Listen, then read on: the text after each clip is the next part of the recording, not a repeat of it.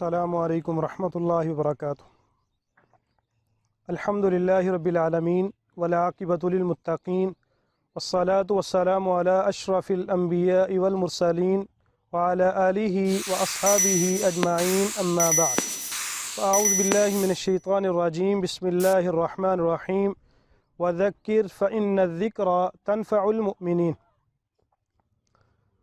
मुअज़्ज़ज़ सामीन गिरामी, काबिल कदर मुअज़्ज़ज़ नाज़रीन गिरामी, इत्काफ़ के मसाइल के हवाले से एक चीज़ ये भी हमें ज़हन नशीन करनी चाहिए कि मोतकिफ़ शख्स का रोज़ादार होना ये शर्त नहीं है।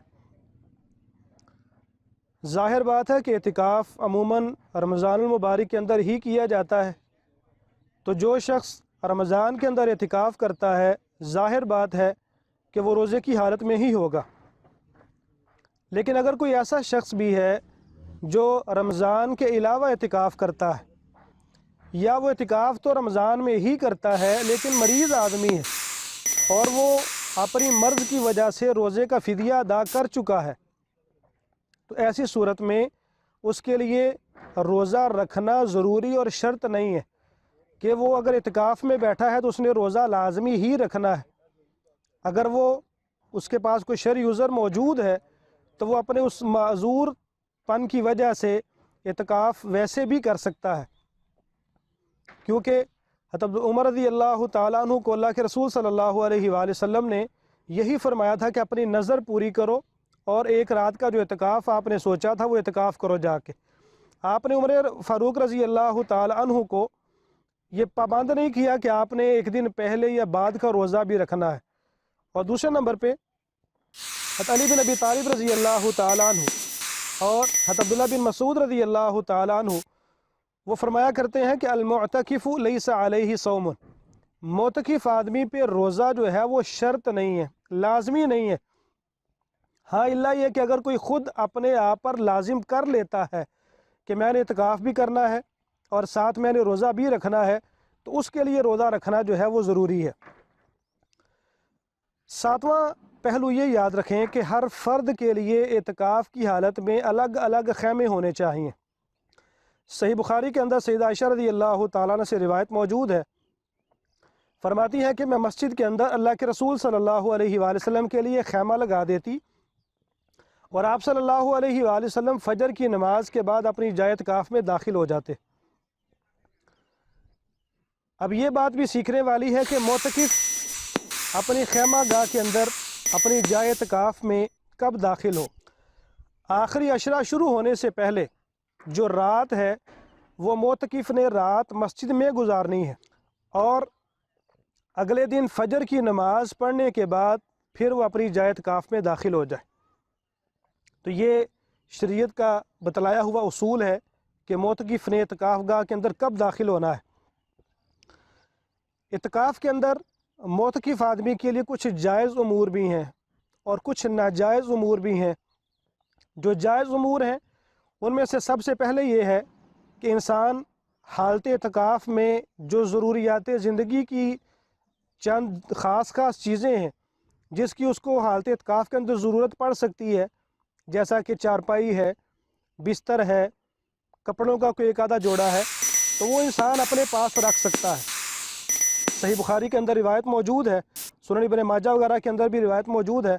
अब्दुल्लाह बिन उमर रज़ी अल्लाह ताला अन्हु बयान करते हैं, अल्लाह के रसूल सल्लल्लाहु अलैहि वसल्लम जब इत्काफ़ फरमाते तो मस्जिद के एक सतून के पीछे आप सल्लल्लाहु अलैहि वसल्लम की चारपाई रख दी जाती और उसके ऊपर आपका बिस्तर भी बिछा दिया जाता। तो इससे पता चलता है कि मोतकिफ़ ज़रूरियत ज़िंदगी की अशिया अपने साथ रख सकता है। मोतकिफ़ आदमी हालत इत्काफ़ में अगर उसकी ज़ौजा, अगर उसकी बीवी या कोई भी मेहमान किसी ख़ास ज़रूरी अमर के तहत उनसे मुलाकात करना चाहें तो इस्लाम इस बात की इजाज़त देता है कि मोतकिफ़ अपने अहल ख़ाना से या कोई मेहमान आ जाए तो कोई शरई उज़र के तहत उनसे मुलाकात की जा सकती है। और अगर बीवी को साथ लाने वाला कोई नहीं है तो मोतकिफ़ अगर शोहर है तो उसको घर छोड़ने भी जा सकता है। सैयदा उम्मे सुफ़ैया रज़ी अल्लाह ताला अन्हा बयान करती हैं کہ میں رمضان کے آخری عشرے میں اللہ کے رسول صلی اللہ علیہ وآلہ وسلم کے پاس حاضر ہوئی۔ نبی علیہ الصلوۃ والسلام کے ساتھ بیٹھ کے میں نے کچھ گفت و شنید کی اور پھر میں نے واپسی کی اجازت طلب کی۔ اللہ کے رسول صلی اللہ علیہ وآلہ وسلم نے فرمایا کہ ٹھہرو، میں تمہیں چھوڑ کے آتا ہوں، اور آپ صلی اللہ علیہ وآلہ وسلم پھر مجھے چھوڑنے کے لیے میرے ساتھ تشریف لے گئے۔ تو اس سے پتہ چلتا ہے کہ حالت اعتکاف میں کوئی مہمان آ جائے یا اہل خانہ میں سے کوئی ملنے آ جائے تو ضروری حاجت کے تحت ملاقات کی جا سکتی ہے، لیکن اس میں ایک چیز جو ہمارے معاشرے کے اندر پائی جاتی ہے کہ بعض معتکفین حضرات اعتکاف کی حالت میں کسی کپڑے کے ساتھ اپنے منہ کو اچھی طرح لپیٹ لیتے ہیں، جیسے کہ اللہ معاف فرمائے کوئی بڑے شدید قسم کا مریض آدمی ہے اور اپنا چہرہ کسی کو نظر نہیں آنے دیتے، حتیٰ کہ اگر ان سے کوئی بات کی جائے تو اس بات کا جواب دینا بھی پسند نہیں کرتے۔ تو یہ تکلفات ہیں، اسلام کے اندر ایسے تکلفات کی گنجائش نہیں ہے۔ یہ صوفیاء کا طریقہ ہے، اسلام آسانی والا دین ہے، اگر کوئی ضرورت ہو تو گفتگو کی جا سکتی ہے۔ معتکف آدمی جو ہے انتہائی ناگزیر حالات کے اندر بھی اپنے گھر جا سکتا ہے۔ کوئی ایسی مجبوری آڑے آ گئی ہے کہ اس کو ضرورت ہے کہ وہ گھر جانا چاہے تو وہ گھر جا سکتا ہے۔ سید عائشہ رضی اللہ تعالیٰ عنہ فرماتی ہیں اللہ کے رسول صلی اللہ علیہ وآلہ وسلم حالت اعتکاف میں گھر تشریف نہیں لاتے تھے، اللہ کہ کوئی شدید حاجت ہوتی تو پھر آپ تشریف لے آتے۔ ایسے ہی معتکف آدمی اگر ضرورت محسوس کرے تو وہ غسل بھی کر سکتا ہے، نہا بھی سکتا ہے۔ مثال کے طور پہ کسی پہ اگر جنابت کی کیفیت ہے وہ غسل کر سکتا ہے، گرمی کا موسم ہے، گرمی لگ رہی ہے، ٹھنڈک حاصل کرنے کے لیے غسل کر سکتا ہے، پسینہ آ رہا ہے، بدبو کو زائل کرنے کے لیے وہ غسل کر سکتا ہے، یا ایسے ہی اعتکاف کے دوران جمعہ کا دن آ جاتا ہے تو جمعہ کا غسل بھی کیا جا سکتا ہے، کیونکہ اس کی کوئی منع کی کوئی دلیل موجود نہیں ہے۔ لیکن اس میں ایک احتیاط کا پہلو جو ہے وہ ضرور رکھنا چاہیے کہ معتکف آدمی کا اصل مقصد اعتکاف کرنے کا رضا الہی ہے، وہ ایسے نیک اعمال کرے جس سے رب تعالیٰ کی رضا اور خوشنودی حاصل ہو، نہ یہ کہ وہ اپنی ٹیپ ٹاپ پہ اور اپنی مینٹین میں اور اپنے بناؤ سنگار میں لگا رہے۔ ایسے وقت کا ضیاع ہوتا ہے، اور اسلام جو ہے وہ ہمیں وقت کی قدر کرنا سکھلاتا ہے۔ اللہ رب العزت سے دعا ہے رب تعالیٰ ہمیں قرآن و سنت کی تعلیمات کو سیکھ کر اس پر عمل پیرا ہونے کی اور ان کو آگے پہنچانے کی بھی توفیق عطا فرمائے۔ السلام علیکم ورحمۃ اللہ وبرکاتہ۔